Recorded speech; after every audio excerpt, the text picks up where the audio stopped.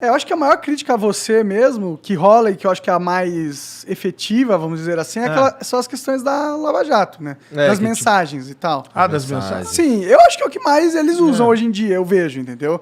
Tipo, eles falam que... e eles ainda tentam usar isso pra inocentar o Lula de alguma forma, tá ligado? Tipo, você viu que inocentaram o Lula? Não inocentaram o Lula, não foi isso que aconteceu, né? Eles só tiveram que recomeçar a investigação... E o Deltan falou que tem muita coisa ali que só não dá pra pegar de novo pra começar outro processo, até por várias razões. Tipo, processo se recomeçar agora, até ele se resolver, muita coisa já se perdeu e tudo mais. Né? Mas assim, em relação à Lava Jato, teve muitas críticas também em relação a como ela se desdobrou. Por exemplo, o lance das não sei o que, coercitivas, o lance prisões coercitivas. Não, é da condução coercitiva. Verdade, desculpa. O lance de uns vazamentos, assim, não é nem vazamento, mas de... Teve o vazamento de áudios, né? Remover o sigilo de determinadas coisas, como da ligação da Dilma lá pro Lula e tudo mais. Essas críticas aí que são feitas, aí trazem a mim a seguinte pergunta.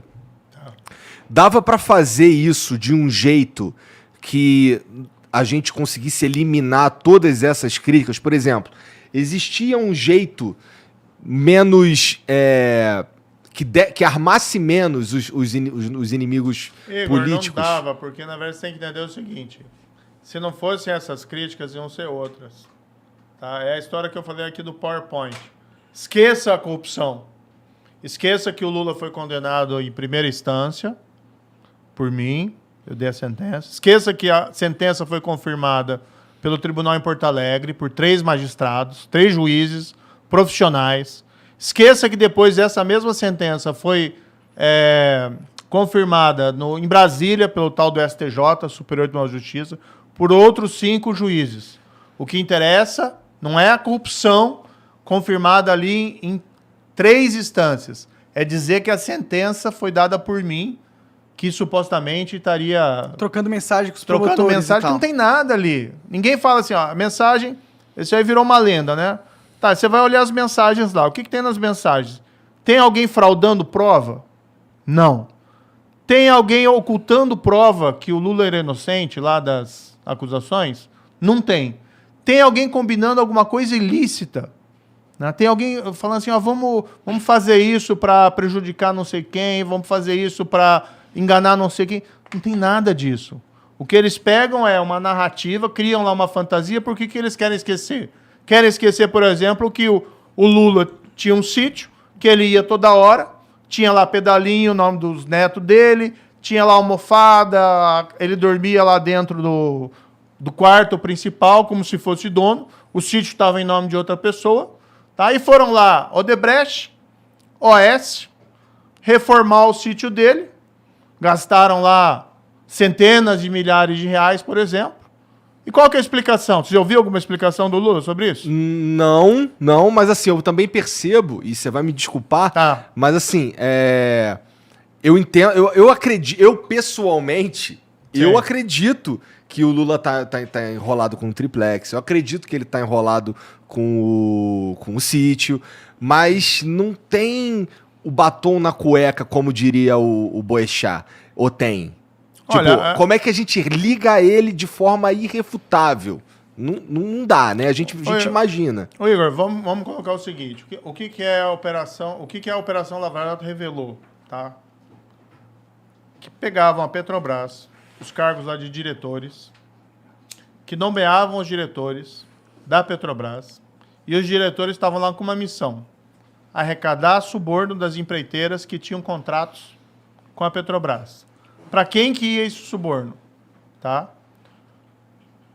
A ideia originária era que esse suborno fosse para os partidos, para financiamento ilegal, tá, de eleições, e fosse para enriquecimento ilícito dos políticos.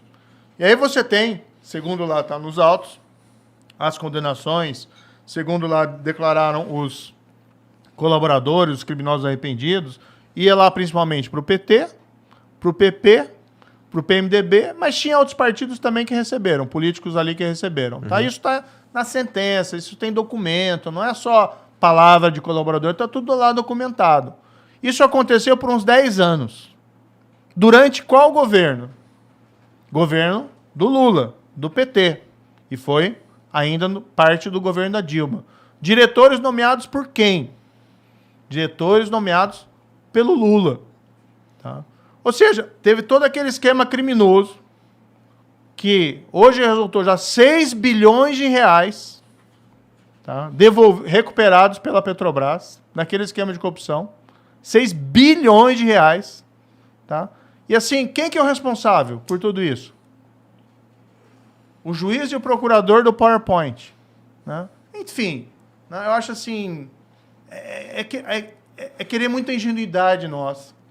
Até porque você nunca viu, você já ouviu o Lula falar assim, puxa, eu errei na nomeação. Eu reprovo o comportamento. José Dirceu foi condenado. Tá? Foi condenado tanto no mensalão, que é aquele caso julgado pelo Supremo, que teria recebido lá suborno, ou participado do esquema de suborno. Foi condenado na Operação Lava Jato. Foi descoberto lá que tinha um dos diretores da Petrobras, tá?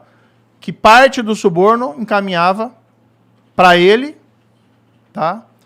Isso foi utilizado lá para comprar imóvel, para reformar imóvel dele. Isso está documentado. Isso foi confirmado em sentença de primeira instância, em sentença de apelação lá do Tribunal de Porto Alegre. Ou seja, você tem as provas ali, entendeu? Se eu vi alguma vez o Lula falar assim, puxa, o José Dirceu fez coisa errada, ele não está mais do meu lado. Ele não participa mais aqui do PT. Ele vai ser expulso do PT. Você já ouviu alguma coisa assim?